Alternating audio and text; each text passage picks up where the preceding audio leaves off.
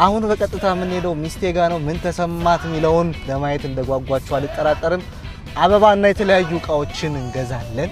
መኪና ብቻ በቂ አይደለም። ወደዛ ነው እስቲ